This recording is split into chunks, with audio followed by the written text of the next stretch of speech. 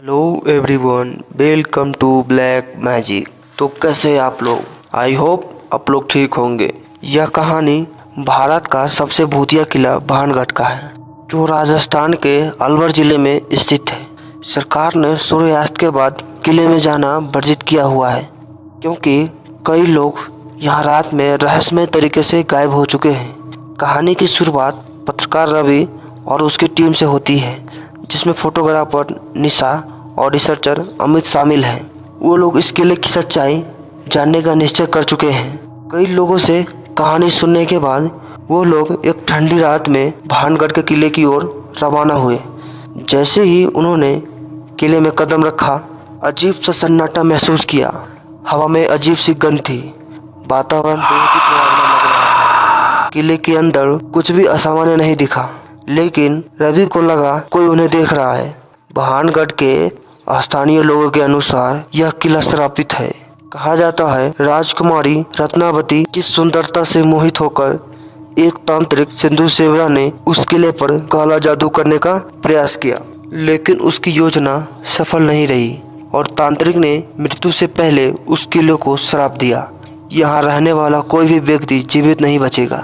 रात की भयानक घटनाएं जैसे ही रात बढ़ती है, अजीब अजीब आवाजें सुनाई देने लगती है। दीवार पर परछाइयां दिखने लगती है। हवा में किसी की फुसफुसाने की आवाज आने लगती है। अचानक अमित गायब हो गया। रवि और निशा ने चारों ओर ढूंढा, लेकिन कोई सुराग नहीं मिला।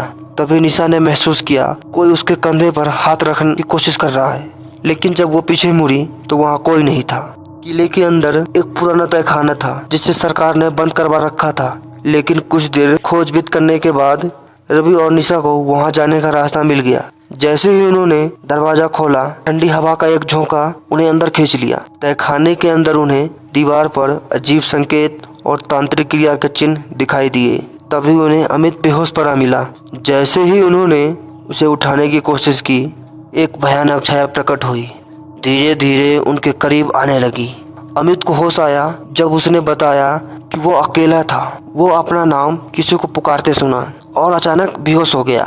रवि ने महसूस किया यह सब तांत्रिक के शराब के कारण हो रहा है। वो तुरंत वहां से बाहर निकलने लगा, लेकिन दरवाजा अपने आप बंद हो गया। चारों ओर अंधेरा छा गया और किसी की डरावनी हंसी हवा में गूंजने लगी। मैंने हिम्मत जुटाई, दीवार पर एक मशाल जलाए जिससे वो रास्ता ढूंढ सके।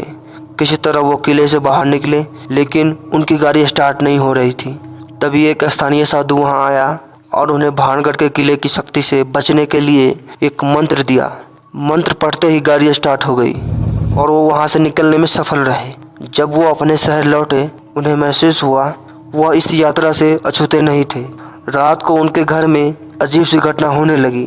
कमरे की चीजें हिलने डुलने, अजीब छाया दिखने लगी और दरवाजा अपने आप खुलने और बंद होने लगा। रवि को सपने में बार बार वही भयानक छाया दिखती थी। एक दिन उसने नोटिस किया उसके हाथ पर एक रहस्यमय निशान उभर आया है, जो बिल्कुल वैसे ही था जैसे तहखाने की दीवार पर बना था। निशा भी लगातार बीमार रहने लगी और उसे अजीब अजीब आवाजें सुनाई देने लगी। रवि और उसकी टीम समझ गई भानगढ़ के श्राप से पूरी तरह मुक्त नहीं हो पाए हैं। उसने उसे सुझाव दिया वो भानगढ़ वापस जाए और वहाँ कुछ अधूरी आत्मा के शांति के लिए विशेष पूजा करे। डर और आशंका के बावजूद निशा, रवि और अमित ने दोबारा भानगढ़ जाने का फैसला किया। उन्होंने आवश्यक सामग्री इकट्ठा की और साधु के साथ भानगढ़ किले के अंदर पूजा करने के लिए चले गए। जैसे ही वो किले के में पहुंचे, उन्हें वहां पहले से भी अधिक भयानक माहौल महसूस हुआ। पूजा होते ही हवा में एक भयंकर हलचल हुई और चारों ओर से अजीब अजीब आवाजें आने लग रहा था, जैसे कोई शक्ति उन्हें रोकने की कोशिश कर रही है। अचानक एक डरावनी आकृति प्रकट हुई और पूरे किले में हाहाकार मच गया। साधु ने अपने मंत्रों की शक्ति से उस आत्मा को शांत करने का प्रयास किया। कुछ समय बाद मंत्रों का प्रभाव तो आकृति धीरे धीरे विलुप्त होने लगी। जैसे ही पूजा पूरी हुई, किले में फैली भयानक ऊर्जा शांत होने लगी।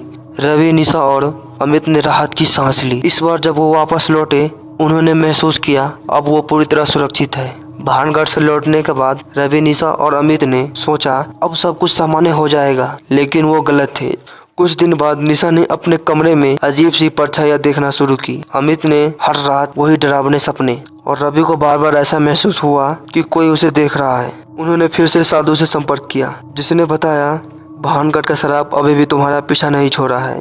उन्होंने कहा जब तक वो भानगढ़ के किले का रहस्य की गहराई में नहीं जाएंगे शराब खत्म नहीं होगा। रवि और उसकी टीम दोबारा भानगढ़ में जाने के लिए तैयार हो गई। इस बार वो और अधिक तैयार थे। कैमरा, रिकॉर्डर डिवाइस और कुछ स्थानीय विशेषज्ञों के साथ किले में प्रवेश करते ही उन्हें अजीब सी गूंज सुनाई देने लगी।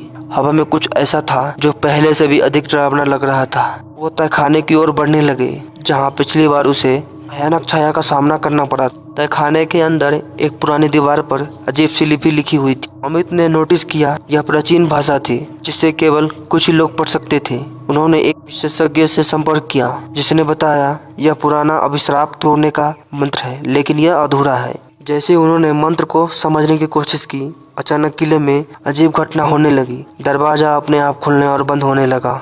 हवा में किसी के रोने की आवाज आने लगी और फिर वही भयानक छाया प्रकट हुई। इस बार वो छाया और भी शक्तिशाली लग रही, मानो वो चेतावनी दे रही थी कि वो यहाँ से चले जाएं। साधु ने उन्हें बताया था यदि वो शराब तोड़ना चाहते हैं तो किले में स्थित गुप्त कक्ष को ढूंढना पड़ेगा। इस कक्ष में पुराने तांत्रिक सिंधु सेवरा का अवशेष पड़ा है, जिसके बिना शराब को तोड़ना असंभव है। रवि और निशा ने खोज शुरू की। अंततः गुप्त मार्ग से उस कक्ष में पहुंचने का रास्ता मिल गया। वो वहां पहुंचकर देखा एक पुराना तांत्रिक ग्रंथ पड़ा है, जिसमें मंत्र पूरा लिखा हुआ था। जैसे ही उन्होंने मंत्र का उच्चारण किया, छाया ने जोर से चीख मारी और धुएं बनकर गायब हो गया। भानगढ़ के मुक्ति मंत्र के प्रभाव किले का वातावरण हल्का हो गया। ऐसा लगने लगा कि वर्षों से भटक रही आत्मा को मुक्ति मिल चुकी है। रवि, निशा और अमित ने राहत की सांस ली और किले से बाहर निकल गया। यह सब एक ऐसा अनुभव था जिसे कोई कभी भूल नहीं सकता। कई लोगों का अभी भी कहना है उस किले में अभी भी आत्माएं रहती है। आपका क्या कहना है? कमेंट में जरूर बताएं। अगर कहानी पसंद आए तो चैनल को लाइक एंड सब्सक्राइब जरूर करें।